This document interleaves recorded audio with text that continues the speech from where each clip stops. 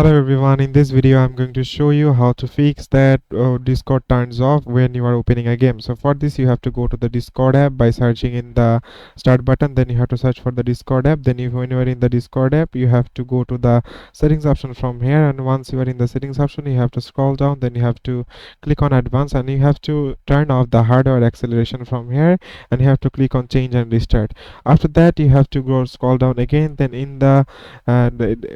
game overlay you have to go to the game overlay and you have to scroll down and you have to make sure that the enable overlay is turned on. After that you have to go to the registered games, and here if you have don't game any, you cannot show any games, you can simply add it by click on here, and if you just choose any of the game you can just simply search it from here, and you can just click on add game and it will simply add it to your game account. And after that you have to click on the voice and video, and once you're in the voice and video you have to make sure that the input device that you are currently using is your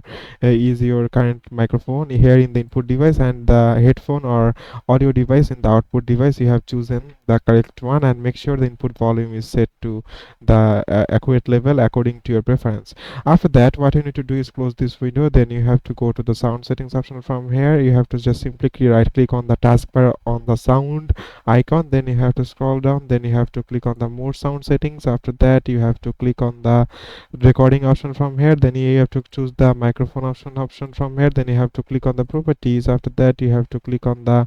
advanced level option here, then in the exclusive mode you have to uncheck all of this option, and then you have to click on apply, then you have to click on OK. After that if you come back to the Discord, then now it will most likely to get fix your problem. So it is as simple as that, guys. Thank you very much for watching this video.